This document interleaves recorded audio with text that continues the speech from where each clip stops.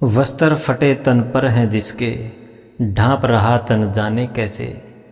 पाग नहीं धारी है द्विज ने, पग छाले हैं रक्त सरिज से।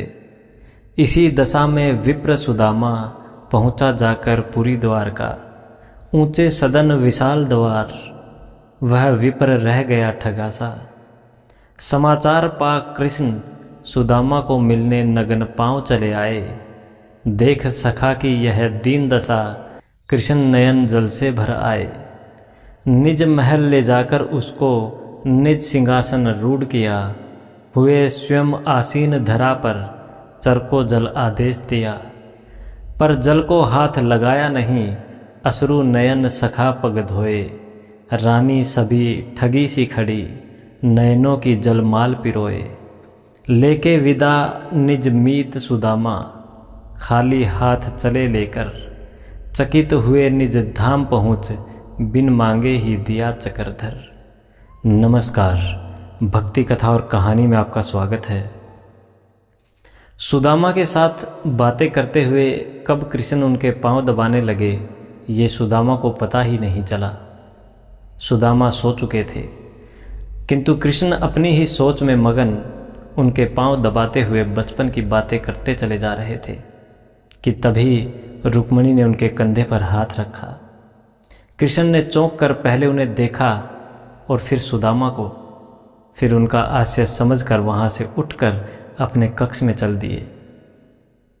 कृष्ण की ऐसी मगन अवस्था देखकर रुक्मिणी ने पूछा, स्वामी, आज आपका व्यवहार बहुत ही विचित्र प्रतीत हो रहा है।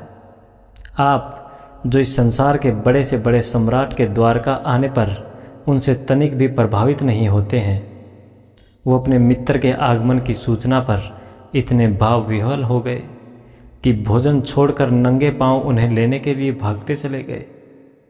आप जिनको कोई भी दुख, कष्ट या चुनौती कभी रुला नहीं पाई, यहाँ तक कि जो गोकुल छोड़ते समय मैया यशोदा के अश्रु देखकर भी नहीं रोए, वे अपने मित्र के जीर्ण शीर्ण घावों से भरे पांवों को देखकर इतने भावुक हो गए कि अपने अश्रुओं से ही उनके पांवों को धो दिया। कूटनीति, राजनीति और ज्ञान के शिखर पुरुष आप अपने मित्र को देखकर इतने मगन हो गए कि बिना कुछ भी विचार किए उन्हें समस्त त्रिलोक की संपदा एवं समृद्धि देने जा रहे थे। कृष्ण ने अपनी उसी आमोदित अवस्था में कहा, वह मेरे बालपन का मित्र है रुक्मिणी, परंतु उन्होंने तो बचपन में आपसे छुपाकर वो चने भी खाए थे जो गुरु माता ने उन्हें आपसे बांटकर खाने को कहा था। अब ऐसे मित्र के लिए इतनी भावुकता क्यों? सत्यभामा ने भी अपनी जिज्ञासा रखी। कृष्ण मुस्कुराए। सुदामा ने तो वह कार्य किया है सत्यभामा कि समस्त सृष्टि को उसका आभार मानना चाहिए। वो चने उसने इसलिए नहीं खाए थे कि उसे भूख लगी थी, बल्कि उसने इसलिए खाए थे क्योंकि वो नहीं चाहता था कि उसका मित्र कृष्ण दरिद्रता देखे। उसे ज्ञात था कि वे चने आश्रम में चोर छोड़कर गए थे, और उसे यह भी ज्ञात था कि उन चोरों ने वे चने एक ब्राह्मणी के घर से चुराए थे। उसे यह भी ज्ञात था कि उस ब्राह्मणी ने यह श्राप दिया था कि जो भी उन चनों को खाएगा वह जीवन पर्यंत दरिद्र ही रह जाएगा। सुदामा ने वे चने इसलिए मुझसे छुपाकर खाए ताकि मैं सुखी रहूं। वो मुझे ईश्वर का कोई अंश समझता था, तो उसने वे चने इसलिए खाए क्योंकि उसे लगा कि यदि ईश्वर ही दरिद्र हो जाएगा तो संपूर्ण सृष्टि ही दरिद्र हो जाएगी। सुदामा ने संपूर्ण सृष्टि के कल्याण के लिए स्वयं का दरिद्र होना स्वीकार किया। इतना बड़ा त्याग रुक्मिणी के मुख से स्वतः ही निकला। मेरा मित्र ब्राह्मण है रुक्मिणी, और ब्राह्मण ज्ञानी और त्यागी ही होते हैं। उनमें जन कल्याण की भावना कूट कूट कर भरी होती है। इक्का दुक्का अपवादों को यदि छोड़ दिया जाए तो ब्राह्मण ऐसे ही होते हैं। अब तुम ही बताओ, ऐसे मित्र के लिए हृदय में प्रेम नहीं तो फिर क्या उत्पन्न होगा प्रिय? गोकुल छोड़ते हुए मैं इसलिए नहीं रोया था क्योंकि यदि मैं रोता तो मेरी मैया तो प्राण ही छोड़ देती, परंतु मेरे मित्र के ऐसे पांव देखकर, उनमें ऐसे घावों को देखकर मेरा हृदय भर आया रुक्मिणी।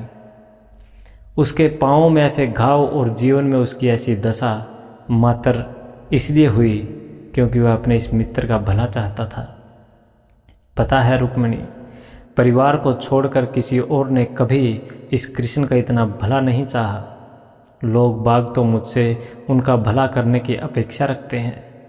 बस सुदामा जैसे मित्र ही होते हैं जो अपने मित्र के सुख के लिए स्वेच्छा से दरिद्रता एवं कष्ट का आवरण ओढ़ लेते हैं। ऐसे मित्र दुर्लभ होते हैं और न जाने किन पुण्यों के फलस्वरूप मिलते हैं। अब ऐसे मित्र को यदि त्रिलोक की समस्त संपदा भी दे दी जाए तो भी कम होगी।